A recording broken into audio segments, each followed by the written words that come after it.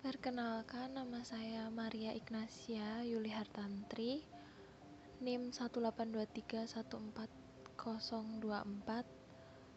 Prodi Ekonomi di Universitas Sanata Dharma, akan menjelaskan mengenai pertumbuhan perekonomian di Indonesia. Pertumbuhan ekonomi itu sendiri merupakan ukuran kinerja perekonomian makro suatu negara untuk mengetahui tingkat kesejahteraan ekonomi warga negaranya. Pertumbuhan ekonomi juga memiliki arti suatu proses perubahan ekonomi yang terjadi pada perekonomian negara dalam kurun waktu tertentu menuju keadaan ekonomi yang lebih baik. Umumnya, pertumbuhan ekonomi ini identik dengan kenaikan kapasitas produksi yang direalisasikan dengan adanya kenaikan pendapatan nasional. Ciri-ciri dari pertumbuhan ekonomi itu sendiri adalah adanya laju pertumbuhan penduduk dan produk per kapita yang sangat cepat, perkembangan produktivitas masyarakat, pertumbuhan tingkat struktural yang melesat, tingkat urbanisasi yang tinggi, adanya ekspansi pada negara maju, terjadinya arus barang modal dan manusia di berbagai negara. Faktor pertumbuhan ekonomi. Yang pertama, sumber daya manusia. Sumber daya manusia adalah suatu indikator perkembangan ekonomi pada suatu bangsa. Faktor sumber daya manusia pada pertumbuhan ekonomi mampu mempercepat dan bahkan mampu memperlambat proses pertumbuhan ekonomi. Contohnya, pada saat suatu negara mempunyai jumlah pengangguran yang meningkat terhadap penduduknya, maka negara tersebut dinilai mengalami kemunduran pertumbuhan ekonomi. Yang kedua adalah sumber daya alam. Seperti yang sudah kita ketahui bahwa negara kita kaya akan sumber daya alam. Namun, kekayaan sumber daya alam yang kita miliki tidak diiringi dengan kualitas peningkatan sumber daya alam yang baik dalam pengolahannya. Hal tersebut yang membuat negara kita sering melakukan ekspor barang mentah dan mengimpor kembali dengan barang yang sudah jadi dengan harga yang lebih mahal. Yang ketiga adalah kemajuan iptek. Suatu negara akan dinilai maju dalam hal ekonomi jika mengalami peningkatan terkait pemanfaatan ilmu pengetahuan dan teknologinya. Adanya pemanfaat teknologi yang sudah maju dinilai bahwa perusahaan tersebut bisa melahirkan produk yang lebih cepat serta efisien. Misalnya, teknologi dalam suatu hal peralatan produksi yang digunakan untuk secara tepat, maka akan membantu mengurangi penyerapan tenaga kerja, sehingga anggaran tenaga kerja bisa dipangkas dan digunakan untuk keperluan lain. Faktor yang keempat adalah tingkat inflasi. Inflasi adalah suatu kondisi laju peredaran mata uang yang tidak terkendali. Terdapat dua jenis inflasi yang mampu memberikan dampak langsung pada bisnis suatu perusahaan, yaitu cost push inflation dan demand pull inflation. Cost push inflation adalah adanya kenaikan pada harga produk karena adanya peningkatan permintaan. Sedangkan demand pull inflation adalah adanya kenaikan permintaan masyarakat yang membuat harga produk, barang dan jasa menjadi naik. Faktor yang terakhir adalah tingkat suku bunga. Tingkat suku bunga yang ada pada suatu negara juga mempengaruhi pertumbuhan ekonomi. Suku bunga yang tinggi akan berpengaruh buruk pada suatu perusahaan yang biasanya digunakan untuk modal pinjaman dalam meningkatkan kualitas perusahaan. Karena umumnya pihak investor lebih menyukai tabungan konvensional daripada harus menginvestasikan uangnya ke perusahaan. Ukuran atau indikator pertumbuhan ekonomi. Yang pertama, persentase pertumbuhan total PDB atau GDP atau growth analysis. Yang kedua, persentase pertumbuhan komponen PDB atau GDP Sisi produksi atau lapangan usaha atau share or contribution analysis. Yang ketiga, presentase pertumbuhan komponen PDB atau GDP. Sisi pengeluaran atau share or contribution analysis. Yang keempat, nilai pendapatan per kapita atau PDB per kapita. Yang kelima, proporsi kontribusi pertumbuhan ekonomi spasial atau spatial or geographic contribution analysis. Dapat kita lihat melalui data yang diambil dari Badan Pusat Statistik mengenai pertumbuhan perekonomian di Indonesia triwulan 4 2019 sampai triwulan 4 2020. Perekonomian Indonesia tahun 2019 yang diukur berdasarkan produk domestik bruto atau PDB atas dasar harga berlaku mencapai 15.833,9 triliun rupiah dan PDB per kapita mencapai 59,1 juta rupiah. Ekonomi Indonesia pada tahun 2019 tumbuh 5,02%, lebih rendah dibandingkan capaian pada tahun 2018 sebesar 5,17%. Dari sisi produksi, pertumbuhan tertinggi dicapai lapangan usaha, jasa lainnya sebesar 10,55%. Dari sisi pengeluaran, pertumbuhan tertinggi dicapai oleh komponen pengeluaran konsumsi lembaga non-profit yang melayani rumah tangga sebesar 10,62%. Ekonomi Indonesia triwulan 4 2019 dibanding triwulan 3 2019 mengalami kontraksi sebesar 1,74%. Dari sisi produksi, hal ini disebabkan oleh efek musiman pada lapangan usaha pertanian, kehutanan, dan perikanan yang mengalami penurunan 20,52%. Dari sisi pengeluaran disebabkan oleh komponen ekspor barang dan jasa yang mengalami kontraksi sebesar 2,55%. Struktur ekonomi Indonesia secara spasial tahun 2019 didominasi oleh kelompok provinsi di Pulau Jawa dan Pulau Sumatera. Pulau Jawa memberikan kontribusi terbesar terhadap produk domestik bruto, yakni sebesar 59,00%. Diikuti oleh Pulau Sumatera sebesar 21,32% dan Pulau Kalimantan sebesar 8,05%. Pada perekonomian Indonesia tahun 2020 yang diukur berdasarkan produk domestik bruto atau PDB atas dasar harga berlaku mencapai 15.434,2 triliun rupiah dan PDB per kapita mencapai 56,9 juta rupiah. Ekonomi Indonesia pada tahun 2020 mengalami kontraksi pertumbuhan sebesar 2,07% dibandingkan tahun 2019. Dari sisi produksi, kontraksi pertumbuhan terdalam terjadi pada lapangan usaha, transportasi, dan pergudangan sebesar 15,04%. Sementara itu, dari sisi pengeluaran, hampir semua komponen terkontraksi. Komponen ekspor barang dan jasa menjadi komponen dengan kontraksi terdalam sebesar 7,70%. Sementara impor barang dan jasa yang merupakan faktor pengurangan terkontraksi sebesar 14,71%.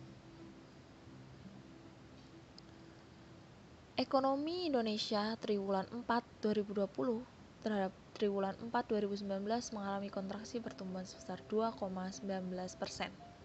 Dari sisi produksi, lapangan usaha transportasi dan pergudangan mengalami kontraksi pertumbuhan terdalam sebesar 13,42%. Dari sisi pengeluaran, komponen ekspor barang dan jasa mengalami kontraksi pertumbuhan terdalam sebesar 7,21%. Sementara impor barang dan jasa yang merupakan faktor pengurangan terkontraksi sebesar 13,52%. Ekonomi Indonesia triwulan 4 2020 terhadap triwulan sebelumnya mengalami kontraksi pertumbuhan sebesar 0,42%. Dari sisi produksi, kontraksi pertumbuhan terdalam terjadi pada lapangan usaha pertanian, kehutanan, dan perikanan sebesar 20,15%. Dari sisi pengelolaan pertumbuhan tertinggi oleh komponen pengeluaran konsumsi pemerintah yang tumbuh sebesar 27,15%. Struktur ekonomi Indonesia secara spasial pada 2020 didominasi oleh kelompok provinsi di Pulau Jawa sebesar 58,75%. Dengan kinerja ekonomi yang mengalami kontraksi pertumbuhan sebesar 2,51%. Stabilitas ekonomi. Stabilitas ekonomi merupakan dasar tercapainya peningkatan kesejahteraan rakyat, yaitu melalui peningkatan pertumbuhan ekonomi yang tinggi. Stabilitas ekonomi akan dicapai ketika terdapat keseimbangan atau kesinambungan antara permintaan domestik dengan pengeluaran domestik, tabungan, dan investasi. Ketenagakerjaan. Ketenagakerjaan adalah segala sesuatu yang berhubungan dengan tenaga kerja pada waktu sebelum, selama, dan setelah selesai masa hubungan kerja, baik pada pekerjaan yang menghasilkan barang maupun pekerjaan berupa jasa. Tenaga kerja dapat diklasifikasikan menjadi 3 kelompok, yaitu yang pertama, tenaga kerja terdidik. Tenaga kerja terdidik adalah tenaga kerja yang mempunyai keahlian pada bidang tertentu atau khusus yang diperoleh dari bidang pendidikan. Contohnya dosen, dokter, guru, pengacara, dan sebagainya. Yang kedua, tenaga kerja terlatih. Tenaga kerja terlatih adalah tenaga kerja yang memiliki keahlian pada bidang tertentu atau khusus yang diperoleh dari pengalaman dan latihan. Contohnya supir, tukang jahit, dan sebagainya. Yang ketiga, tenaga kerja tidak terdidik dan tidak terlatih. Tenaga kerja yang tidak terdidik dan tidak terlatih hanya mengendalikan tenaga, tidak memerlukan pendidikan maupun pelatihan terlebih dahulu. Seperti contohnya kuli, asisten rumah tangga, buruh, dan sebagainya. Dapat kita lihat dari data yang diambil dari Badan Pusat Statistik mengenai ketenaga kerjaan di Indonesia terhitung pada Februari 2019 hingga Februari 2020. Jumlah angkatan kerja pada Februari 2019 sebanyak 136,18 juta orang, naik 2,24 juta orang dibanding Februari 2018. Dalam setahun terakhir, pengangguran berkurang 50.000 orang, sejalan dengan tingkat pengangguran terbuka yang turun menjadi 5,01% pada Februari 2019. Dilihat dari tingkat pendidikan, tingkat pengangguran terbuka untuk sekolah menengah kejuruan atau SMK masih tertinggi di antara tingkat pendidikan lain, yaitu sebesar 8,63%. Penduduk yang bekerja sebanyak 129,36 juta orang, bertambah 2,29 juta orang dari Februari 2018. Lapangan pekerjaan yang mengalami peningkatan presentasi pendudukan yang bekerja terutama pada penyediaan akomodasi dan makan minum 0,43% poin, perdagangan 0,39% poin, dan konstruksi 0,34% poin. Sementara lapangan pekerjaan yang mengalami penurunan utamanya pada pertanian 1% poin, administrasi pemerintah 0,23% poin, serta informasi dan komunikasi 0,06% poin. Sebanyak 74,08 juta orang bekerja pada kegiatan informal selama setahun terakhir. Pekerjaan informal turun sebesar 0,95% poin. Rata-rata upah buruh berdasarkan hasil Sakernas Februari 2019 sebesar 2,79 juta rupiah. Rata-rata upah buruh laki-laki sebesar 3,05 juta rupiah dan rata-rata upah buruh perempuan sebesar 2,33 juta rupiah. Terdapat 7 dari 17 kategori lapangan pekerjaan dengan rata-rata upah buruh lebih rendah daripada rata-rata upah buruh nasional. Rata-rata upah buruh berpendidikan universitas sebesar 4,34 juta rupiah, sedangkan buruh berpendidikan SD ke bawah sebesar 1,73 juta rupiah. Sedangkan jumlah angkatan tenaga kerja pada Februari 2020 sebanyak 137,91 juta orang, naik 1,73 juta orang dibanding Februari 2019. Berbeda dengan naiknya jumlah angkatan kerja, tingkat partisipasi angkatan kerja turun sebesar 0,15% poin. Dalam setahun terakhir, pengangguran bertambah 60.000 orang, sedangkan tingkat pengangguran terbuka yang turun menjadi 4,99% pada Februari 2020. Dilihat dari tingkat pendidikan, tingkat pengangguran terbuka, sekolah menengah kejuruan atau SMK masih yang paling tinggi di antara tingkat pendidikan lainnya, yaitu sebesar 8,49%. Penduduk yang bekerja sebanyak 131,03 juta orang, bertambah 1,67 juta orang dari Februari 2019. Lapangan pekerjaan yang mengalami peningkatan persentase, terutama jasa pendidikan, konstruksi, dan jasa kesehatan. Sementara lapangan pekerjaan yang mengalami penurunan, terutama pada pertanian, perdagangan, dan jasa lainnya. Sebanyak 74,04 juta orang bekerja pada kegiatan informal. Selama setahun terakhir, persentase pekerjaan formal meningkat sebesar 0,77% poin.